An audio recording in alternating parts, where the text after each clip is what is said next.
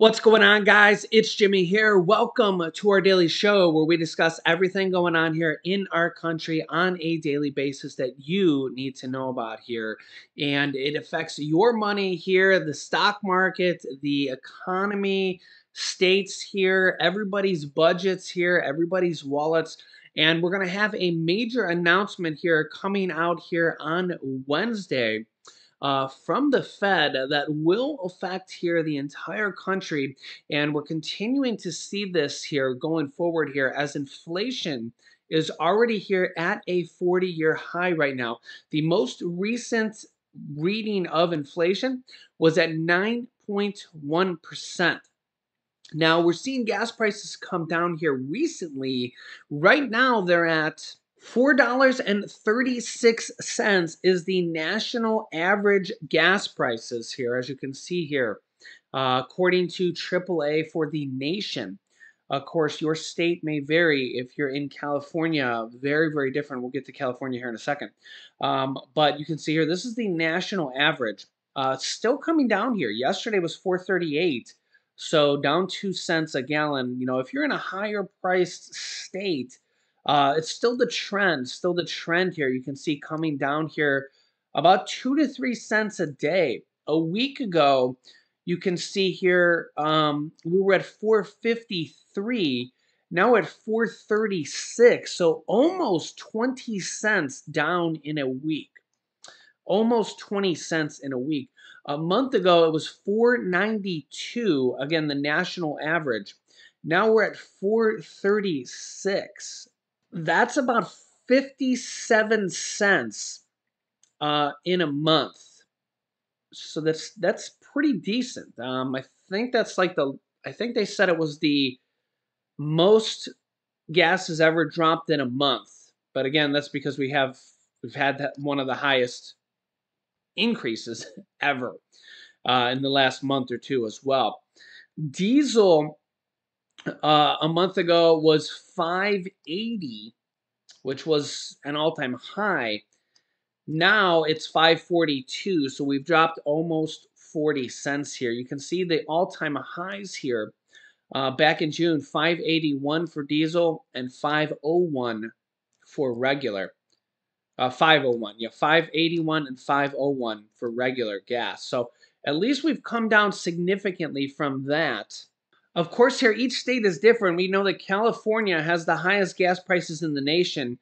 They have really high state gas taxes, and they have a different blend of gases to keep pollution down there. So you can see here, California gas is at 574. You can see a month ago it was at 634. So it's come down about 60 cents in a month for California, which is a significant decline, but still 574, very expensive. But again, California is more expensive than everywhere else in the US. Diesel at 656. A month ago, it was at basically $7. So about almost a 50-cent drop there. So we are seeing a significant drop here everywhere.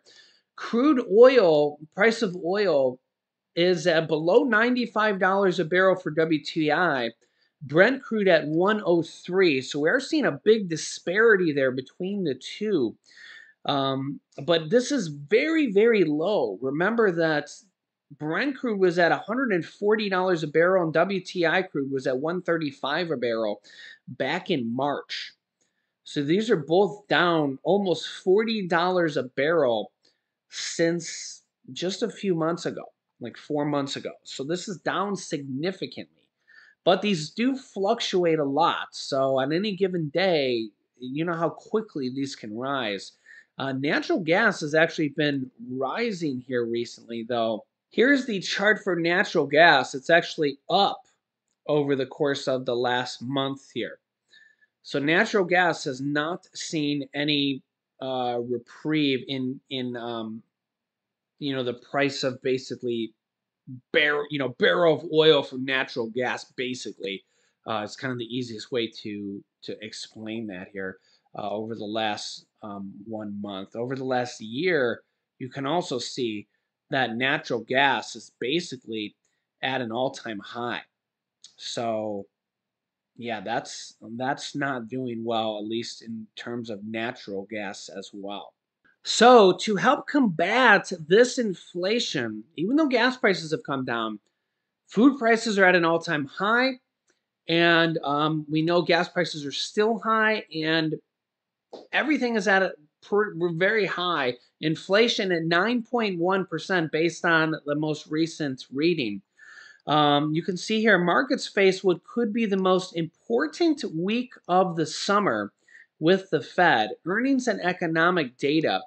This Wednesday, the Fed is, well, this Tuesday and this Wednesday, it's a 2-day meeting, but this Wednesday, the Fed will be coming out with their decision on interest rate hikes. And they're most likely going to come out with a decision on either what they consider a triple interest rate hike or even a full interest rate hike, 0.75% of a 75 basis points of an interest rate hike, or potentially 100 basis point interest rate hike, which would be a full 1% of an interest rate hike. So remember that last month in June, we also had a 75 basis point interest rate hike, which is 0.75%. So 0.75% interest rate hike last month. And this came after several interest rate hikes before then. The one before then actually was 0.5% as well, 50 basis points. And then now we're going to have another one here in July, either 0.75% or potentially even a full 1% as well. The last one was the largest in, I can't remember the data, but it was like 20 or 30 years as well. The last time we had that large of an interest rate hike. So you can see here, yeah, Fed to inflict more pain on economy as it readies a big rate hike. Recession seen as increasingly likely as Fed fights inflation. U.S. inflation entrenched and spending, ex-Fed official said. Yeah, so the Fed has to basically inflict more pain on the economy, raise interest rates to help bring down inflation. It's a double-edged sword. It's not a very fun game, but it's basically something that has to be done. And remember that this is happening all around the world. In fact, I'll get to this here in a second on why they have to do this and what is already happening here in our economy, what the effects of this are. In fact, as you can see here from Bloomberg, Bank of Canada's shocking 100 basis point interest rate hike is the most since 1998. They just did this about a few days ago, less than 2 weeks ago. So Canada already did this. They just did a 100 basis point interest rate hike. This is happening all around the world. Central banks and governments all around the world are doing this. It's not just the U.S. In fact, the U.S. was kind of criticized for doing this a little bit late. So if anything, we didn't have to deal with higher interest rates as quickly as some of the other countries did. But it is what it is, right? But Canada just did a full 1% interest rate hike here less than 2 weeks ago. And we are going to probably get our announcement for the next interest rate hike here this Wednesday. The Fed is trying to walk the tightrope to bring down inflation. And you can see here that this is already having effects here on our country.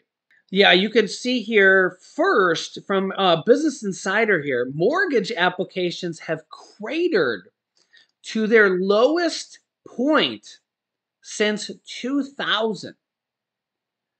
Yeah, so the amount of people taking out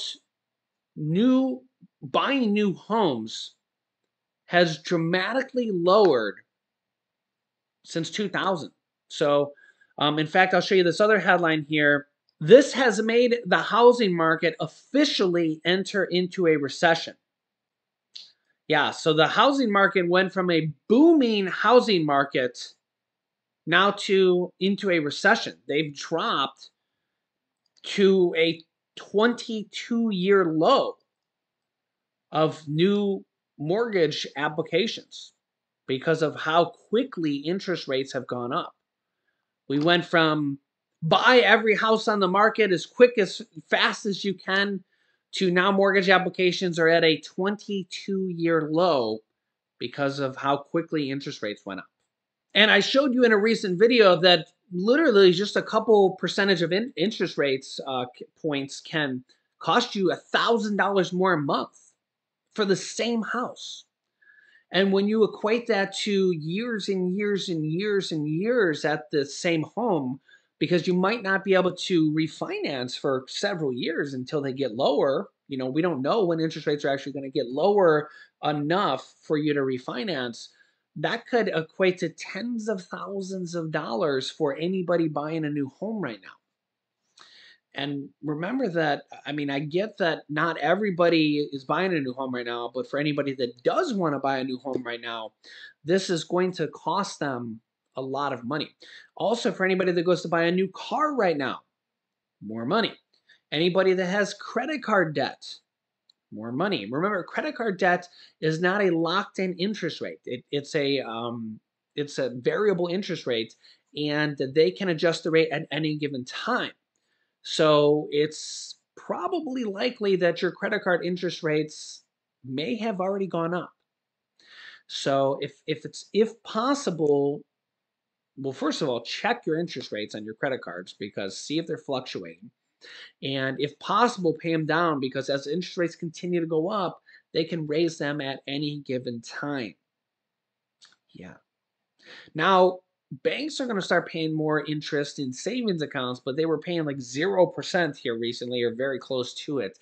So now they're going to be paying a little bit more, so it's not going to be like dramatic or anything like that. Now, the reason they do this is because when they raise interest rates, part of the effect is that it stops spending, it curbs spending. So people aren't buying, here's a perfect example, people aren't buying homes as much. It curbs spending. It slows the economy down. The economy was on fire, for lack of a. It's complicated here, but everything was on fire here. Everything had speeded up. A lot of people went back to work. Unemployment was at 3.6%. It was at 3.5% at one point. That was a 50-year low. So we're close to a 50-year low at 3.6%. And all these different inflationary measures have the economy it's just a red hot economy with I know that it's a very complicated situation right now, but now we went from a red hot, think about like the housing market. Okay, I'm sure you've seen the stories here. Homes go for sale and they're getting bids of $50,000 over asking price, like nothing. In fact, if you go to any local market and you try to bid on a house, every single one of them are getting bids over the asking price. That's the perfect example of an overheated economy. Same thing with cars. You go to buy a car, you can't buy a car. They're all sold out. Or if you do go to buy a car, they're all selling for over MSRP. Have you heard of that? Yeah, even my mom went to I think she leased a Buick, and she was turning in her previous Buick, and she went to get another Buick. I can't remember if she bought it and got a loan or if she released it. And I looked at her paperwork, and they had a $3,000 over MSRP market adjustment or dealer adjustment. So basically, even on a Buick, and I remember that they got the last two on the lot. It was just a regular, like, small little Buick SUV. And they really did get the last two of that model on the lot. And this is, again, a perfect scenario of an overheated economy. You see this in cars. You see this in housing. Now, the chip shortage had a lot to do with cars, that we had a legitimate chip shortage. We still do. Um, but yeah, if you went to buy a home, you're bidding against 5, 10, 15 other buyers, and they're all bidding over the asking price. Not in all cases, but in a lot, maybe even most cases. So if a $300,000 home went up for bid, it's selling for 325, 350. It's crazy. It's crazy. Now, of course, in other areas, that might be an $800,000 home where you can't even buy a home for 300,000. But I mean, you get the idea here, right? Now, because they've raised interest rates, home mortgages are now at a 22-year low. So you can see here, it's a very big different story. There's not 15 bidders now. Now, mortgage applications are at a 22-year low. That's basically means people aren't buying homes as much. Do you see how that works with raising interest rates? The same thing is going to happen with cars too, because people go to buy a car and instead of their payment being, I just seen an article that said the average car payment is $700 a month. I get that's really, really high. But now instead of it being $700 a month, it's going to be $800 a month or $900 a month because of the interest rate. Or even if you were buying a used car, instead of it being $500 a month or whatever it would be, now it's going to be $600 a month. So less people are going to be buying cars or even used cars or leasing cars because it's going to be more money. So people are going to be like, I'm going to hold off on buying this, that, or the other thing because it's going to be more money. But what we do see is we also see prices come down because of a supply and demand thing. Here's a perfect example. Yeah, as you can see here, lumber prices have taken a big hit, a big chop for play on words there. Where they're headed now. And again, this is because of supply and demand. Do you remember when lumber prices were out of this world? They were literally sky high, like a big, tall, oak tree. Well, now, because of demand, people aren't building decks as much. People aren't using lumber as much because of all this kind of market play and interest rates and all this stuff, lumber prices have come down dramatically. And we're also going to see the exact same thing happen with car prices. And we're also going to see the exact same thing happen with home prices because you're not going to have 15 people bidding against you for a house. And you're not going to see the same demand because for a car. In fact, well, here's the story on lumber. The lumber market has taken some big hits with rising inflation and a slowdown in the housing market because people aren't buying homes as much because of interest rates going up and a 22-year low on now home buying. Lumber prices are now down more than 40% in the first 6 months of the year. So now when people do go to buy a home, the home will actually be less expensive because lumber is less expensive. And they could still fall further before bottoming out. So believe it or not, raising interest rates will actually, in the long run, be good news because it will lower inflation. This is how I try to. It's hard to explain, but it's a proven theory. This is why banks and countries all around the world are raising interest rates to lower inflation. And that's a perfect example on several different things here. The price of lumber coming down. The price of homes will start coming down. The price of cars will start coming down because you won't have 15 bidders bidding on homes to outbid you. You won't have cars being sold out instantly as soon as they hit the lot, and there'll be more supply. And then when the chip shortages, when that problem fixes itself, car supply will come back to normal. And when the interest rates come back down to normal and the home situations kind of everybody stops panicking about buying homes and it comes back to normal, the home market will settle down and kind of come back to normal and we'll go back to normal days, and then interest rates will come back down. Remember, we all know that interest rates don't stay high forever. We've lived through this before. Remember back in the 80s when interest rates were as high as 16%. We know they're not going to get anywhere near this high, but we're home rates are around 6% right now, maybe getting close to 7. Back then they were 16%. So they were still 2.5 times higher. So they could be a lot worse. So let me know your thoughts here in the comments. But this is the way that time and time again, banks and countries bring down inflation. And this has nothing to do with Democrats, Republicans, or anything, because they've been doing this for decades. And other countries have been doing this for decades. And it just kind of shows you how things work.